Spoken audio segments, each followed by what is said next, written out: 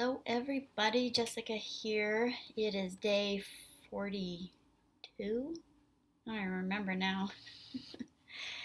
Um, just got my meditation done a little later in the day, mid afternoon.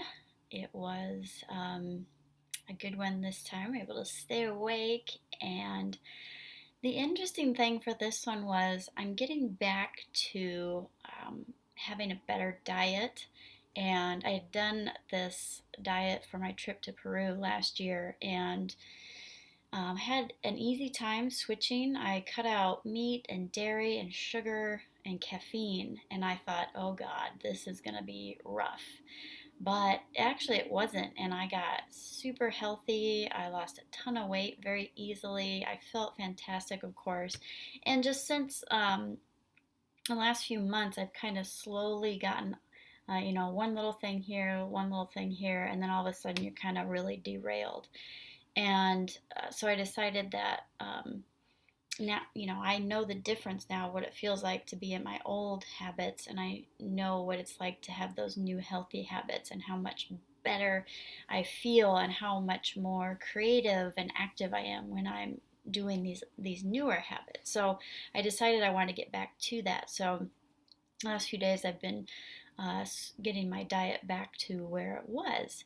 And so I had a really good, healthy meal, lunch today, so full of vegetables and grains and beans or lentils, and just water to drink instead of some sugary beverage or anything else. So as I started my meditation, I could feel in my body the cravings coming up for sugary drinks, for crappy food, for anything. And I've been experiencing the headaches from the caffeine, lack of caffeine over the last few days, and the feeling of hunger in the stomach. Even though I know the belly is full, there's something that in the brain that says there's something more that you want.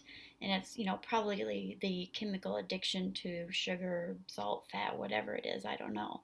But anyways, I was just interested during the meditation to allow those feelings to come up and know that it was not a life-threatening situation and I didn't need to get something in order to survive, that I can just sit there and feel those feelings. I can feel the headache, I can feel the feeling of hunger, even though that's not the reality, and just allow them to be. And I kind of realized that's how it kind of goes as we're creating any kind of new habits, physical or otherwise, is there's always the growing pains involved with that. The addiction to the old habits, the old ways of being. Well, as we start to shift and do new things, that attachment to the old ways uh, expresses itself as fear or pain, but it's just that you're changing, you're growing. And if you can hold fast during those moments, you will be able to quickly move through them and get to the other side and create the new habits. That the mind thinks we've always done it this way, and even though the results are not ideal, I have less energy, my mind isn't as always clear, or whatever it is for the old habits. I know what happens with this, and I feel safe staying with this. By changing my habits, I don't know what to expect and I don't know what is to come, even though I'm pretty sure it will be good results. I have this fear of letting go of the old habits. And so the ego, the subconscious steps in there and starts to create pain, of all kinds, physical, mental, emotional pain, about letting go of the old habits as we create the new habits. But that's just the sign of growing pains, the sign that you're changing, and they are very, very temporary.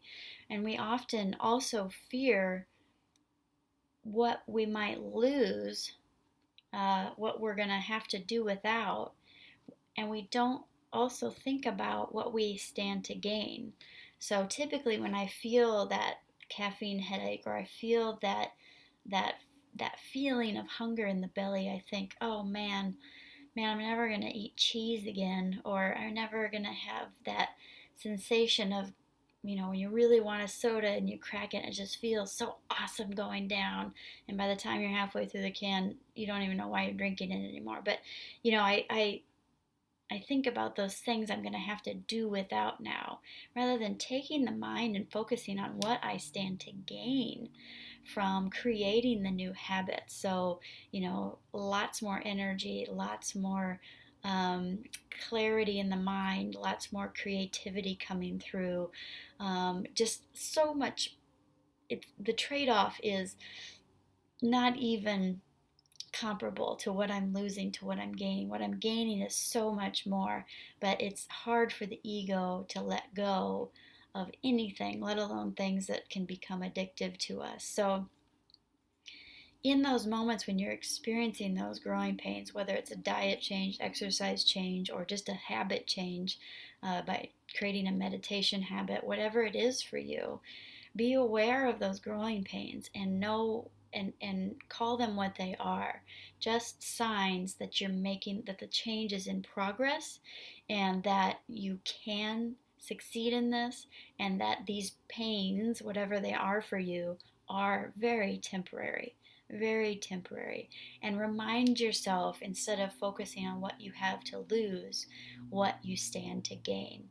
So, what are the habits that you're trying to create for yourself?